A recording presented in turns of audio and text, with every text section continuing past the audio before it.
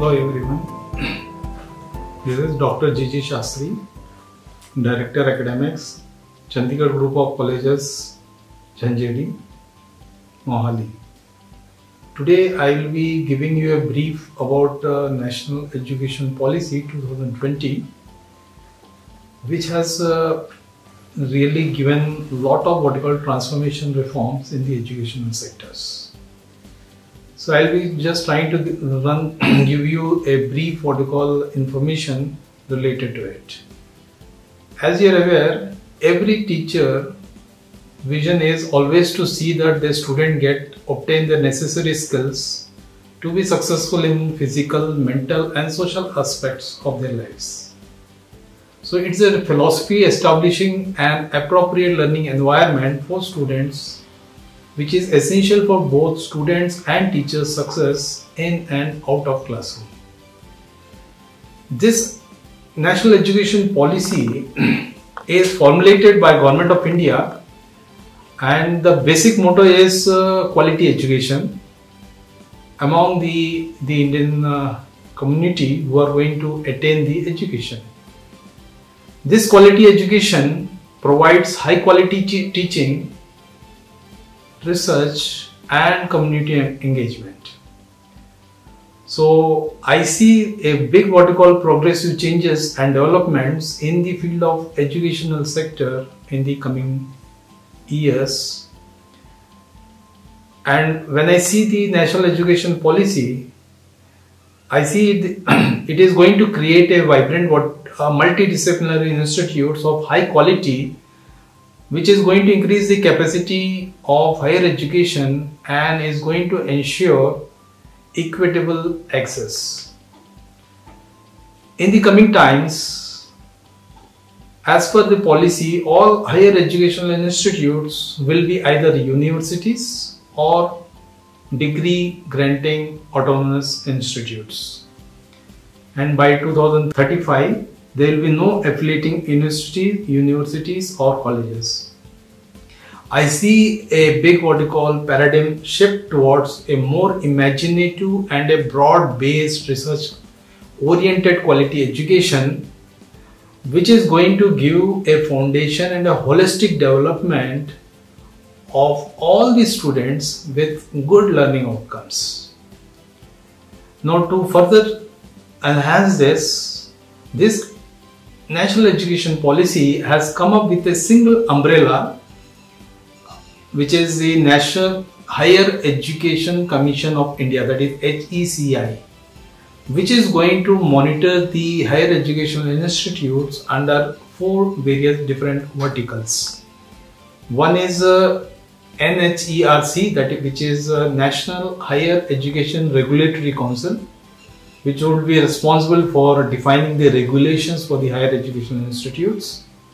Then second one is General Education Council, which is GEC, which is going to define the standards, or rather is going to set the standards. Then the third one is HEGC, which is Higher Education Grants Council, which is be responsible for the funding. Probably it would be basically for the research. And the fourth one will be the National Accreditation Council, which is the NAC, which will be responsible for the accreditation, which is going to measure the quality standards and the norms of the institute. The most important thing is all the higher educational institutes are going to be governed by the same set of norms.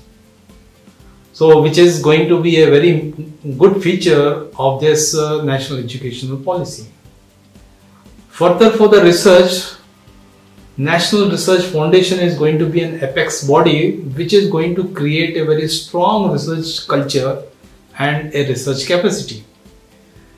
Now combining all these things together, we are going to have a spectrum of institutes which are going to range from research intensive universities followed by teaching intensive universities and autonomous degree granting colleges. So with this quality education, with this research competencies and with the community approaches, these institutions are being set under 3 different categories, as already have stated. So this particular policy is going to cover the complete elementary education to colleges in both rural and urban India. In very simple words, I can say it is a synergy which will be developed between the elementary education and higher education, which is a very good what we call concept, or which is a very good approach of national education policy. Then also there will be a state mechanism which will be established for granting the greater autonomy to the colleges. So that means every college needs to develop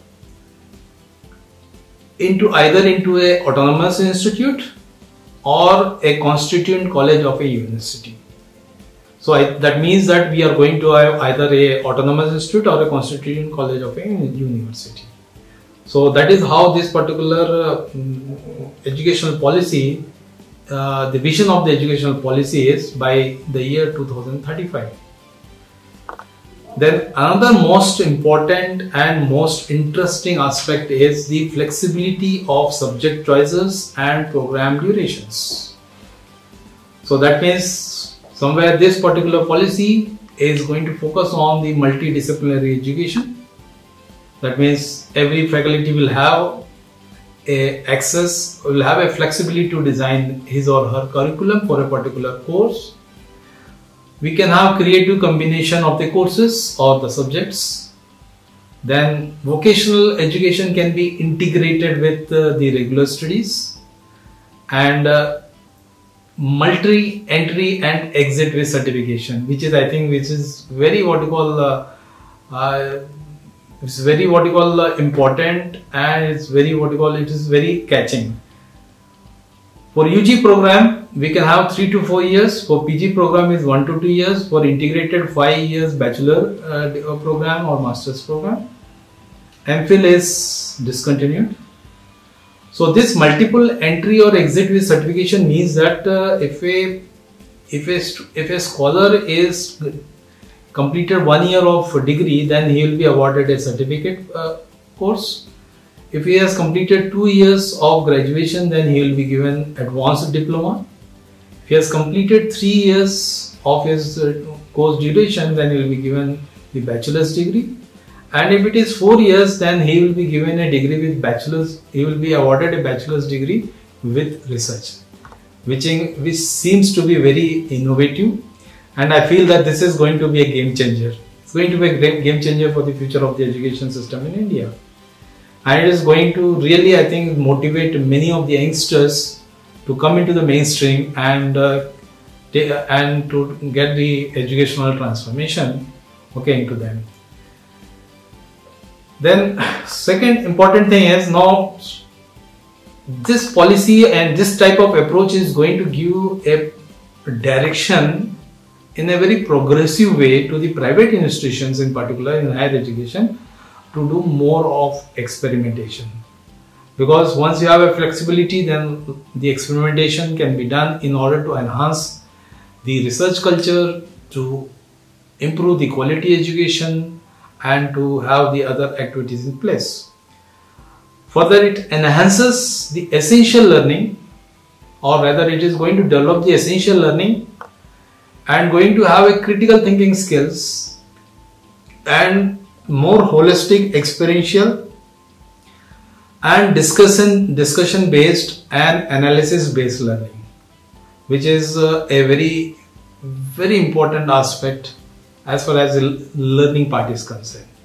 So this what you call this option or this particular approach will be available to every particular institution to experiment and to develop the students' interest and to transform the student into a good knowledgeable person or a good knowledgeable professional. Further, then in order to have that particular transformation, as I told you, the synergy between the school education and the college education. So there is a there is a change in this school education also, where the structure is being changed from 10+2 to 5+3+3+4 system, where I think the design or the effort is to optimize learning and optimize the learning for the student based on their cognitive development of these children.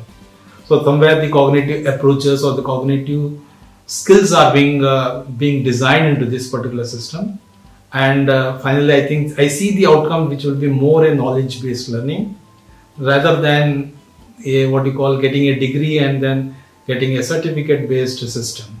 So this way, I think this national education policy is going to give a positive what you call approach, and is going to benefit the stakeholders. And I see how this particular policy can be implemented, and we need to understand how it is going to happen. Then we have National Education Technology Forum, where this is a platform where every autonomous body, every autonomous institute are going to have a opportunity to exchange their ideas and the technology usage for enhanced learning, assessment, planning and administration. So this is a very good platform I see for the higher educational institutes, so that they can improve their classroom process, then they can have their professional development, can enhance the educational access, and then can streamline their educational planning, administration, management to a better productivity. I think this is a very good forum. I think this is being suggested by the National Education Policy. Then Academic Bank of Credits.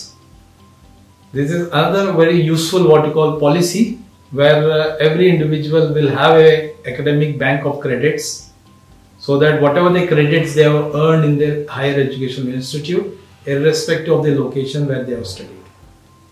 So that means that in a higher education institute, whatever the credits are obtained, they are accumulated at one particular location, and we call it as the academic bank of credits.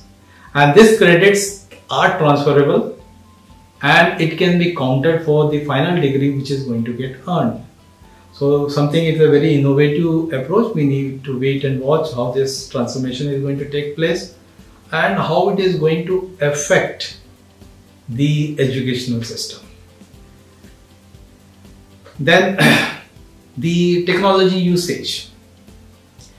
The use of technology is going to have its place of eminence in the national education policy when it comes to educational planning, when it comes to teaching, learning and assessment, when it comes to administration management, when it comes to regulation, that is the self-disclosure or rather minimizing the human interface.